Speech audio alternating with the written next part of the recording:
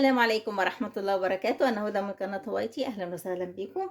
كل سنة وحضراتكم طيبين. آخر حاجة بقى هنعملها هنعمل إيه شوية بقى من القرص بطريقة جميلة أوي كده، وبرضو بتنفع للأعياد والمناسبات والمدارس، وبتعمليها برضو بالليل مثلا. بتبقى كعشوة مع كوباية شاي بلبن، أو في الفطار، ده فطار أساسي. أنا حطيت النهاردة كده كيلو ونص من الدقيق. تمام كده، انا مش هثقل عليكم في الفيديو، انا هعمل كل حاجة، بس هقول لكم المقادير بتاعتها ايه بالظبط. اول حاجة هحط رشة بسيطة كده من الملح عشان ما انساش. انتوا عارفين طبعا دي سنة، وهي اللي بتخلي طعم الحاجة في التذوق حلو.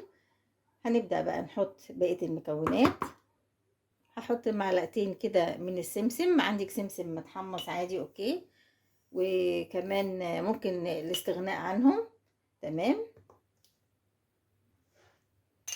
معلقتين من الشمر واليانسون اللي هو متنقي ومتشوح على النار وطحنته، بس يعني ايه مش مطحون قوي. تمام اهو، بس كده.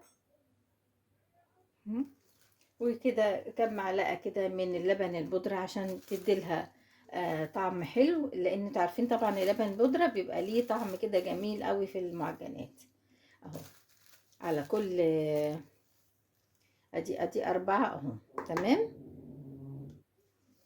دي معلقة من البيكنج باودر ممسوحة اهي، يعني هنقول معلقة كده ممسوحة اهي عشان تديلها برضو رفعة حلوة.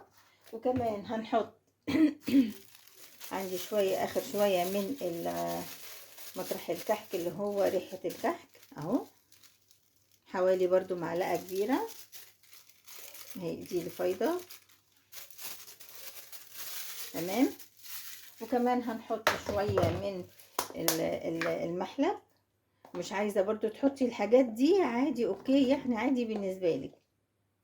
اهو شوية من المحلب، هي بتديلها طعم حلو لو اننا عاملين بسمنة بلدي وقشطة، فبس عايزة اقول لكم برضو بتودي المعجنات في طعم تاني. شايفين؟ بص الخميرة عشان تعرفوا ان الخميرة صالحة. بصوا انا حطيت الكيس الخميرة، بصوا حطيت كيس الخميرة وحطيته في شوية مية ومعلقتين سكر. بصوا عملت ازاي، ما شاء الله عليها. دي انا هعملها بس بعد السمن، هبدأ بقى احط السمن. الكيلو ونص دول هحط لهم 500 بس من السمنة، نص كيلو يعني، هو المفروض الكيلو عليه نص، بس هتبقى تقيلة قوي. لكن انا هحط في الكيلو ونص في القرص هحط ايه، هحط 500 من السمنة على نص كيلو. وكمان هحط معاهم نص كوباية من الزيت. تمام، عشان تديها طراوة كده وتنفش وتبقى حلوة. وانتوا حبايبي نص اهو. وعلى البارد كمان يعني مش هنقول هنسخن ولا هنقدح ولا اي حاجة. عايزة تعمليه برضو مقدوح اتس اوكي يعني. مم. تمام كده، بصوا ما تخلوش اي حاجة، عشان دي كل ده من المقادير وسمن بلدي بقى اهو. هنعمل ايه، هقلب كده بايدي كده الاول، بعد كده بقى هفركها بقى كده زي ايه، زي الكسكسي، افضل اعمل فيها كده لحد ما اشربها العجين كله. تمام، انتظروني. حط معاهم القشطه، قشطه اللبن اهي، هحطها معاهم وادعكها فيهم كلهم. شايفين يا حبايبي؟ شربتها بقى ايه السمنه خالص، بصوا اهو عامله ازاي اهو، كده كويسه قوي اهو، مش محتاجه ماده دهنيه. هو ممكن الكيلو بيبقى عليه 400 من السمنة، فاحنا حطينا كيلو ونص عليه 500، يعني المفروض نحط 600، بس احنا حطينا بدلها نص كوباية من الزيت. تمام كده اهو.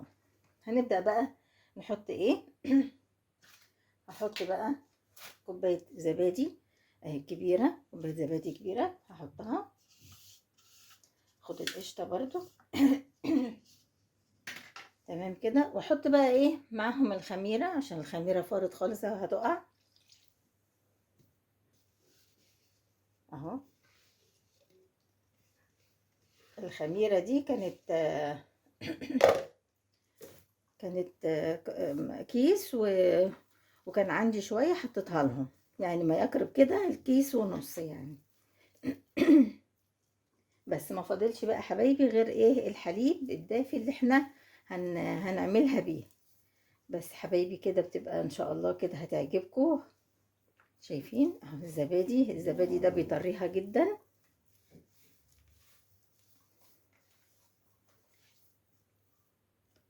هبدأ بقى حبايبي احط اللبن شوية شوية كده اهو.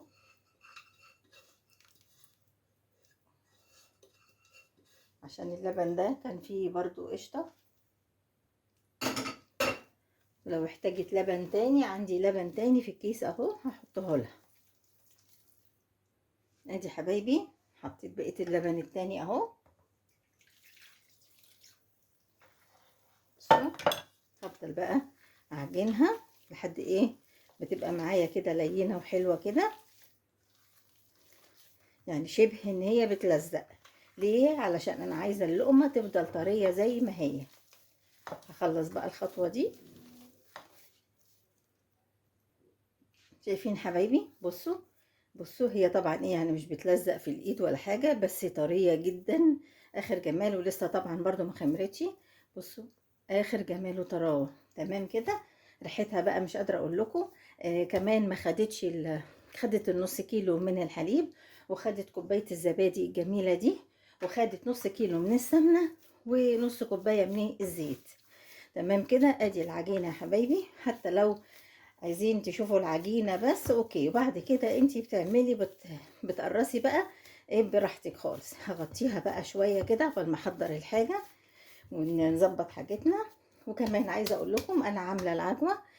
حاطة العجوة مكورها وحاطه لها شوية يعني معلقة سمنة ومعلقتين من السمسم وشوية قرفة. تمام. وحطيت برضو هنعمل برضو الملبن. حاطه في الملبن برضو معلقه سمنه وشويه من ريحه الكحك ومعلقتين سمسم. تمام. ومكورينها ومظبطينها عشان مش عايزه اثقل عليكم في الفيديو ده. هنبدا بقى نشتغل وهبقى اوريها لكم. كده حبايبي بقى خمرت زي ما انتم شايفين. العجينه دي العجينه بتاعت القرص دي الوحيده اللي هي لازم تخمر مرتين. بتخمر بعد ما بعجنها، وبتخمر قبل ما ادخلها الفرن. تمام. بصوا الخميره بتاعتها جميله ازاي. بصوا شايفين عامله ازاي اخر جمال. تمام كده. هغطيها برضو باخد قطعه قطعه كده علشان نبدا ايه زي ما قلت لكم. الملبن اهو ده المتبقي من الكحك من البوريك. بصوا ده الملبن قلنا عليه، وده بدورها كده علشان احطها في القرصه. تمام كده. بنعمل ايه بقى؟ ناخد كده على قد ما انت عايزه القرصه بتاعتك قد ايه. لو انت عايزاها تبقى مثلا قد كده. تمام. حلو قوي كده. عايزه تكبري تاني بتكبري. هنبدا بقى ايه نعمل كده على ايدك حتى من غير ما تحطي على ترابيزه ولا اي حاجه. بوسع شويه ليه؟ علشان هبدا الم حواليها العجوه اهو.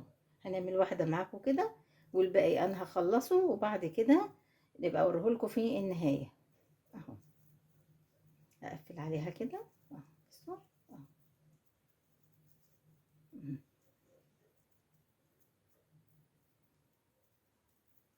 تمام كده اهو. واقفل كده اهي. شايفين العجينه زي الملبن معايا اهي يا حبايبي. بصوا اخر جمال، ولا محتاجه تسويه ولا اي حاجه اهي. تمام. اخدها احطها هنا، ادوس عليها بسيط بقى كده اهو. وخلي دايما الدوس يبقى من الحروف اهو، يعني الحروف اكتر عشان هي ايه اللي بتعلى. عايزه بقى تعلميها بعد كده مثلا اللي هي بالعجوه بروح عاملاها ايه، بروح اقطعها كده. دي اللي هي بالعجوه. تمام. بالملبن بروح عاملاها بس كروس كده. خلاص. هكمل بقى الكميه كلها، والعجوه نفس الشيء، الملبن نفس الشيء. نعمل لكم واحده ملبن عشان تبقى ايه عملنا معاكم كل حاجه اهو.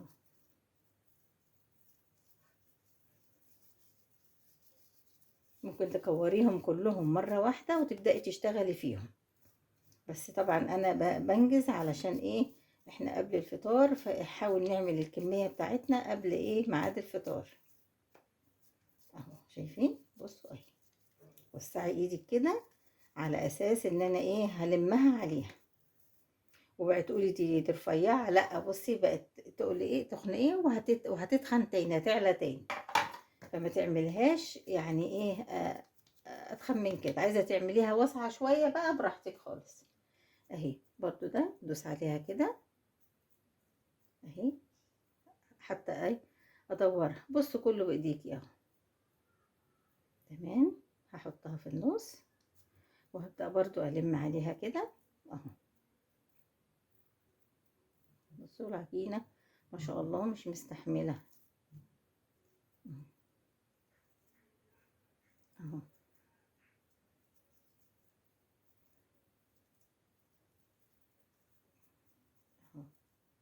شايفين، اقفل عليها كده من تحت عشان الخمر بتاعها، وعلشان ما فيش اي ملبن ولا اي عجوة تخرج بره وتنشف اهي. ادي حبايبي بصوا ندوس عليها كده اهو. بصوا اهي بقت اخر جمال. احطها برضو هنا جنبها اهي.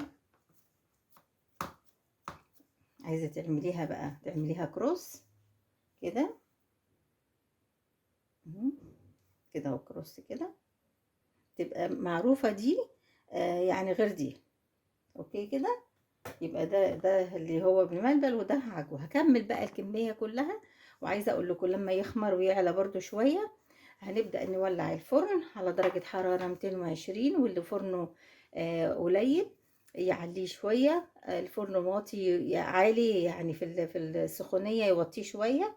يبقى انا هعمله على 220، وحسب برضو ايه كل فرن. وانتظروني بقى لما نخلص الكمية كلها وارجع لكم. وبكده بقى حبايبي خلاص خلصنا القرص الطرية الجميلة بتاعتنا. عايزينكم بقى تجربوا الطريقة بتاعتنا، وكل سنة وحضراتكم طيبين. انا هفتحها قدامكم اهو عشان تشوفوها. ده الفاضي، بصوا شايفين الجمال، بصوا مورقة من جوه ازاي وطرية وجميلة خالص. بصوا اخر جمال. ده الفطير بقى اللي احنا بيطلعوا بيه، بيعملوا يعني بالرحمة وكده. ده الفطير الاصلي، مش اللي هو بتاع حتى الفران والحاجات دي. وده حبايبي بصوا طبعا عشان هو سخن مش عارفة افتحها. استنى اجيب فوطة. هو طبعا سخن. بصوا بصوا بصوا الجمال، بصوا بصوا الحلاوة، بصوا بصوا شايفين شايفين، بصوا الجمال. طبعا من غير بقى دي. انا مسكتها بايدي عشان سخنة. بصوا الجمال، طري جدا، اخر جمال. جربوا بقى. وطبعا سمنه حلو زي ما انتم شايفين، ايديا بتلمع اهو جميل. ان شاء الله بقى تعجبكم الطريقه، وكل سنه وحضراتكم طيبين. ما ننساش بقى اللايك والاشتراك للقناه. بشكركم يا حبايب قلبي، بشكركم. كل سنه وحضراتكم طيبين، مع السلامه.